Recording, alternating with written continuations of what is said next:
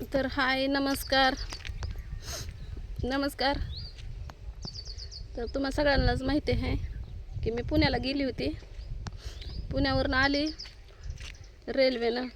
मला वाटत होतं रेल्वे ही बंद आहे का काय, एसटीनं जायला लागेल परत. तर ते नाही का अजितदादांचं ते ह्याच्यामुळं गाड्या हे बंद आहेत का काय, कारण कुणी पण काय पण बोबाटा करत होतं की गाड्या बंद आहेत, महाराष्ट्र बंद आहे. त्याच्यामुळं जरा काळजी लागली होती गाड्या भेटतात का नाही. पण तिथं गेलेलं चांगलं वाटलं, सगळ्यांसंग हसून खेळून मस्त राहिली मी. बरेच कमेंटचा रिप्लाय बी दिलं म्हणा, व्हिडिओ बी केलं.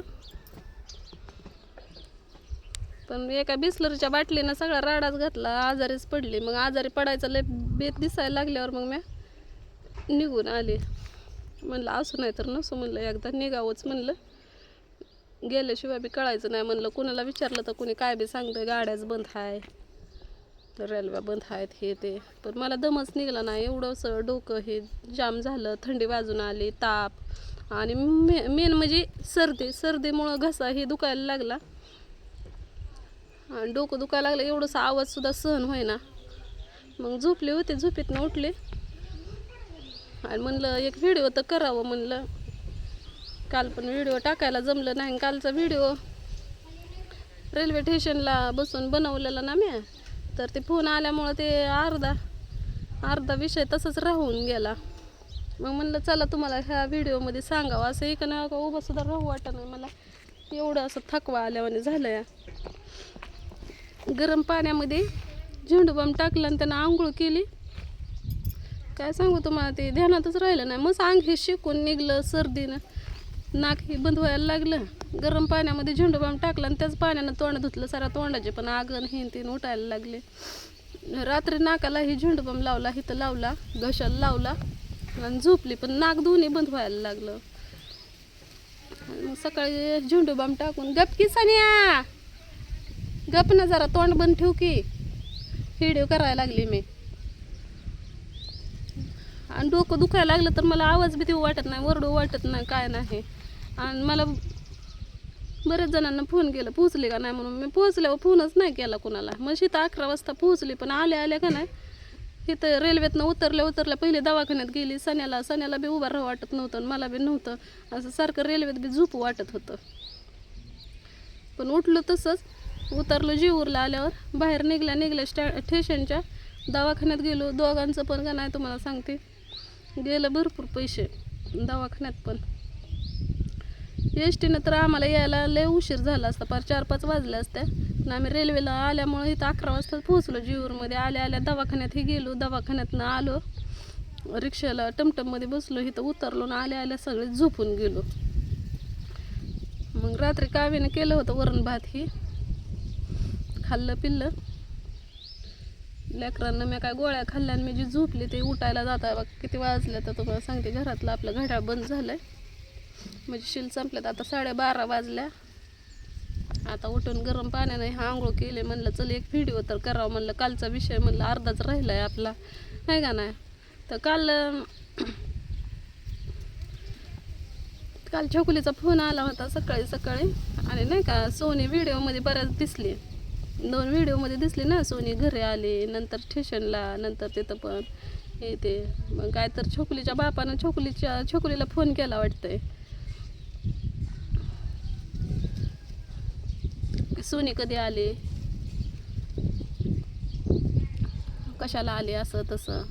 छकुली म्हणत होते मम्मी पप्पाचा फोन आला होता, पप्पा असं म्हणत होतं आता घरी तर मी जात नाही, पण आता घरी जाणार, सोनीला हाकलून लावणार, शिव्या देत होतं, असं तसं म्हणत होतं. मी म्हणलं म्हणू दे, मग आता काय करायचं. म्हणलं ती कुठं आपल्यापाशी. तर छकुलीनं सांगितलं वाटतं तिच्या बापाला की ती काय आपल्यापाशी राहणार नाही, पण उशीर झाल्यामुळं आली होती, असं तसं सांगितलं. पण नाही, ती ऐकत नाही बेवडं. आलं की मग त्या पुरीला बी लय खुनसाडवाणी करायचं, हे ते. सोनीला बी काय बी बोलायचं दारू प्यायल्यावर, मला बी हे ते. आता कसं त्याच्या डोक्यात काय काय भरलेलं आहे ना, त्यामुळं मला एका मनानं वाटतं की चल आपली बहीण आहे, तिला आधाराची गरज आहे, आली आपल्याकडं तर ठेवावं 4 दिवस. पण एका मनानं असं वाटतं की नाही का आपण एवढं ठेवतो तिला, आल्यावर काळजी घेतो म्हणजे काय तेव्हा तिची ती सगळं करतच असते या. फक्त एवढंच की मोबदल्या ते खाते पिते ह्याच्या पलीकडे काय असतं. पण तरी पण वाटतं की तिला तू का ठेवून घेते, मग ती सगळं माझ्यावरच येतं. नाही तर मला ती चिंचवडची ताईसुद्धा मला त्या दिवशी म्हणत होती की राहू दे, तिच्याशिवाय तुला झाल्यात नवरा बायकोचं काय भांडण हे ते काय झालं असं, आली तुझ्याकडं, तू जर तिचा साथ सोडला तर तिनं कुठं जायचं. मला सगळेजण, माझं मन पण वाटतं की माझी सख्खी बहीण आहे, मी तिला ही आधार द्यायला पाहिजे, तिला जवळ करायला पाहिजे. पण काय करावं, जवळ केलं तरी पण माझ्याच उरावर येतं, नाही जवळ केलं तर माझ्याच येतं. मग ते कुठं जायचे असं वाटतं. आई येईल 4 दिवस राहीन जाईल, पण ह्याच्या अगोदर वर्षातून पहिलं 6-6 महिने, ती पोरगी जन्मल्यापासून वर्षातून 6-6 महिने का नाही ते माझ्यापाशी राहते. पण मी राहायचे कायम, परत जायचे पण मी स्वतः सोडायचे किंवा तिला कोणतरी न्यायला यायचं असं होतं. पण आता ते तेव्हा छोकुलीचा बाप दारू प्यायचा.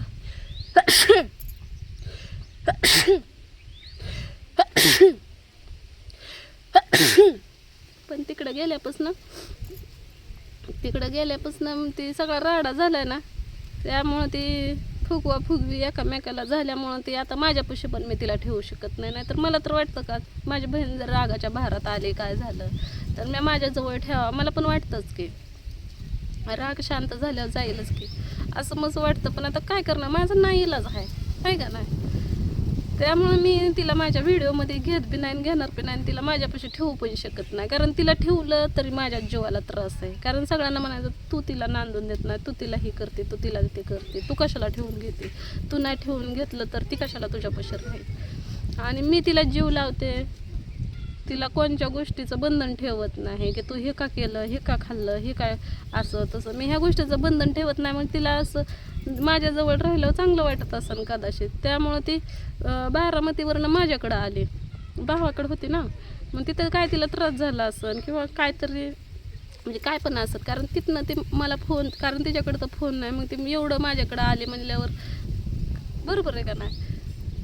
मग आता मी इथनं गेली, तुम्हाला तर माहितीच आहे मी पुण्याला गेले, तर पुण्याला गेल्यावर आली ती आमच्या संग आली. पण मी व्हिडिओमध्ये ही ती दाखवलं नाही आमच्या संग, म्हणजे मी काय माझ्या स्वतःच्या पैशानं तिकीट ही ती काढलं नाही तिचं.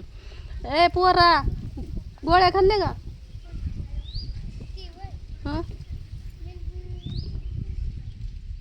खाल्ल्या का गोळ्या? गोळ्या नाही खाल्ल्या, काय नाही खाल्ल्या, निघाला उधळायला. 500 रुपये गेले तर काल, डॉक्टरचं 100-150, मेडिकलचं.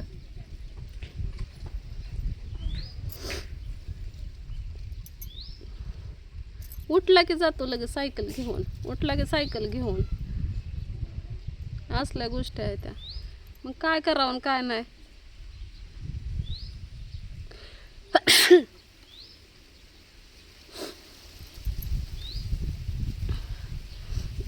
हा बघा, हे असलं आहे माझ्या मागं. जवळ करायची बी पंचायत नाही जवळ करायची बी पंचायत कुणाला. त्यामुळं मला असं वाटतं की आपण दुसऱ्यासाठी झुरत बसण्यापेक्षा स्वतःचं बघितलेलं काय वाईट आहे. एकामेकाचा जीव जाणं वाटतो, पण काय करावं, नुसतं नाकातलं पाणी घळा गळतं या, आणि वरडू तर अजिबात वाटत नाही. तर चला आता जाऊन का नाही थोडंसं अंग टाकते, लेकरांना खायला काय तर करते. भेटू आता आपल्या पुढल्या व्हिडिओमध्ये. तुमच्या मनात काय शंका असले तर सांगा. काय मी मसन वाट्यात गेले तर मी व्हिडिओ करणारच. तुम्ही फक्त मला आपलं चांगलं बोला, आहे का नाही.